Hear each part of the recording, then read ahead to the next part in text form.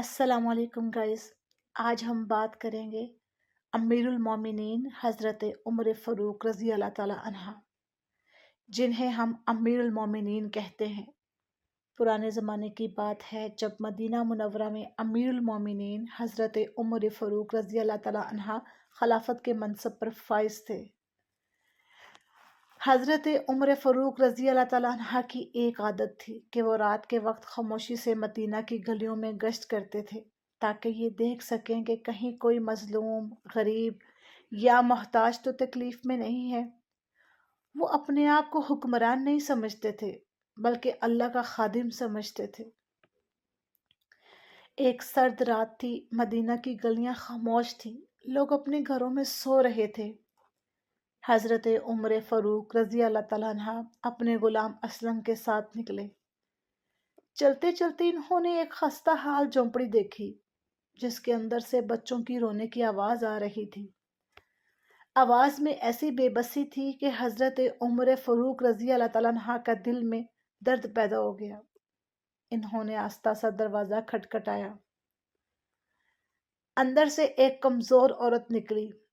اس کے چہرے پر تھکن، غربت اور مایوسی کے آثار تھے. حضرت عمر فاروق رضی اللہ تعالیٰ عنہ نے نرمی سے پوچھا، اے اللہ کی بندی، یہ بچے کیوں رو رہے ہیں؟ کیا یہ بیمار ہیں؟ انہیں کیا تکلیف ہے؟ عورت نے آنسو بھری آنکھوں سے کہا، یہ بھوک سے رو رہے ہیں. 2 دن سے ہمارے پاس کھانے کو کچھ نہیں ہے. میں نے انہیں بہلانے کے لیے چولہے پر خالی ہانڈی رکھ دی ہے تاکہ وہ یہ سمجھیں کہ کھانا پک رہا ہے اور سو جائیں، مگر بھوک سے وہ بار بار روتے چلے جا رہے ہیں، چپ نہیں ہو رہے. یہ سننے کی دیر تھی کہ حضرت عمر فاروق رضی اللہ تعالیٰ عنہ کا دل لرزا اٹھا. انہوں نے فوراً اسلم سے کہا، اسلم، جلدی بیت المال جاؤ اور آٹا، کھجوریں، گھی اور ایک بوری اٹھا کر لاؤ. اسلم دوڑے دوڑے گئے اور ضرورت کا سامان لے آئے. حضرت عمر فاروق رضی اللہ تعالیٰ عنہ نے خود اپنی پشت پر بوری اٹھائی. اسلم نے عرض کیا، اے امیر المومنین، مجھے اٹھانے دیجیے. لیکن حضرت عمر فاروق رضی اللہ تعالیٰ عنہ نے فرمایا، قیامت کے دن اگر یہ بچے میرے خلاف گواہی دیں گے تو کیا تم میرا بوجھ کا جواب دو گے؟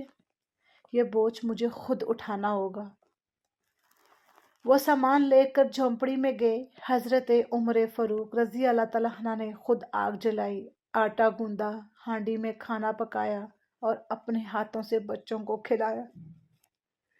جب بچے پیٹ بھر کر کھا چکے تھے تو ان کے چہرے پر مسکراہٹ آ گئی اور وہ پرسکون ہو کر سو گئے. وہ عورت حیرت سے دیکھتی رہی اور بولی، اللہ آپ کو جزائے خیر دے، اب کون ہے؟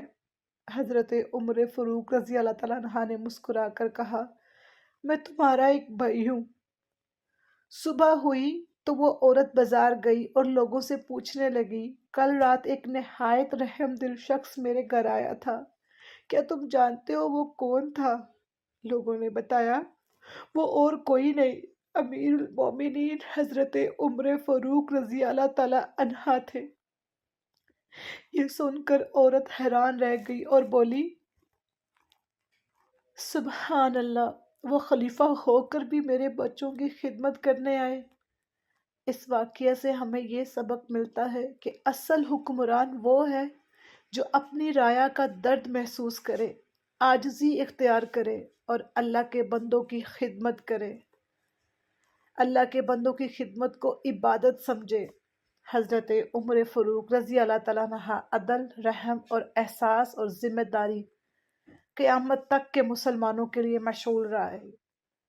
اس واقعہ سے ہمیں یہ سبق سیکھنے کو ملتا ہے، انسان کی اصل پہچان اس کا عہدہ، دولت یا طاقت نہیں ہے، بلکہ اس کا کردار، رحم دلی اور انسانیت ہے.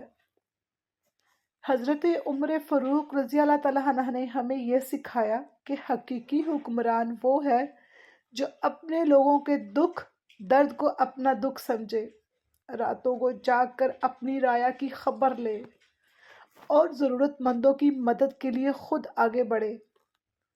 ہمیں بھی چاہیے کہ ہم اپنے دلوں کو سخت نہ بنائیں، غریبوں کو حقیر نہ سمجھیں، اور جہاں تک ہو سکے اپنے آس پاس کے بھوکے، پریشان اور کمزور لوگوں کو سہارا بنائیں۔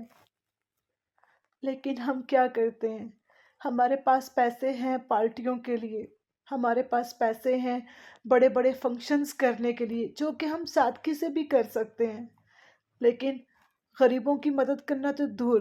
ہمارے جو خاندان میں اپنے بہن بھائی، اپنے رشتہ دار مجبور ہیں، ہم تو انہیں بھی حقیر کی نظروں سے دیکھتے ہیں، ہم تو انہیں بھی نہیں پوچھتے، ہم تو ان کی مدد بھی نہیں کرتے، یہ سوچ کر کہ ہم نے اگر ان کی مدد کر دی کہیں یہ ہماری برابری پہ نہ آ جائے۔ یہ کیسا غرور، کیسا تکبر! کیا ہم نے نہیں دیکھا وہ امیر المومنین تھے، آدھی سے زیادہ دنیا میں ان کی حکومت تھی، اس کے باوجود وہ راتوں کو اٹھ کر گشت کرتے تھے، دیکھتے تھے کہیں کوئی بھوکا تو نہیں ہے۔